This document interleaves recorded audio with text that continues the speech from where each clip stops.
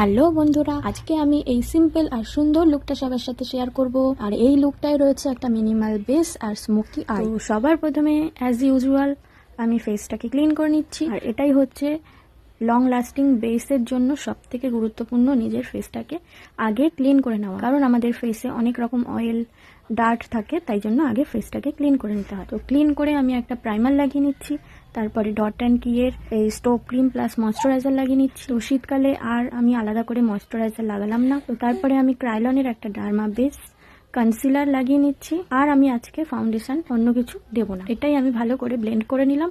একদম হালকা বেস চাইছি, একদমই হেভি লুক আজকে আমি করব না। তারপরে রিকোটের এই ক্রিম ব্লাশটা আমি অ্যাপ্লাই করে নিচ্ছি, একদমই ন্যাচারাল আর সুন্দর ফিনিশ। শীতকালে কিন্তু ব্লাশই একটা এফেক্ট ভীষণ ভালো লাগে দেখতে। এরপর মেবলিনের কম্প্যাক্ট দিয়ে আমি মেকআপটা সেট করে নিলাম, আর এটা আমাকে আরেকটু হালকা কভারেজ দিয়ে দেবে। তো একদম ন্যাচারাল আমি এফেক্টটা রাখলাম। এরপর আমি নাক আর একটু গালটাকে কন্ট্রোল করে নিচ্ছি সুগারের একটা ব্রঞ্জার দিয়ে। এরপর আমি আমার আইলিডে মেকআপ স্টুডিওর এই ফাউন্ডেশনটা দিয়ে নিলাম, দিয়ে ভালো করে ব্লেন্ড করে নিচ্ছি। ব্লেন্ড করার পর একটা ব্রাউন কালার দিয়ে আমি আমার ক্রিজ লাইনটাকে ড্র করে নিলাম। এর ওপরে আমি ব্ল্যাক কালারটা দেবো না, ব্রাউন লাইনটা হচ্ছে আমার গাইডলাইন, তার নিচে আমি ব্ল্যাক কালার অ্যাপ্লাই করে নিয়েছি। এরপরে আমি ভালো করে ব্লেন্ড করে নেবো।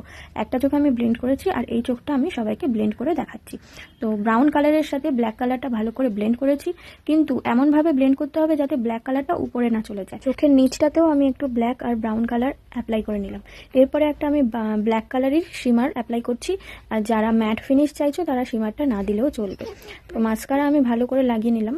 আর যারা চাইবে ফলস ল্যাশও লাগাতে পারো, আমি আর আলাদা করে ল্যাশ লাগালাম না। তারপরে আমি হোয়াইট কাজল লাগাচ্ছি, আমার চোখটা ছোট বলে, তাই জন্য যাদের চোখ ছোট নয় তারা ব্ল্যাক কালারেরও কাজল লাগাতে পারো। এরপর আমি আমার আইব্রোটাকে হালকা ডিফাইন করে নিচ্ছি।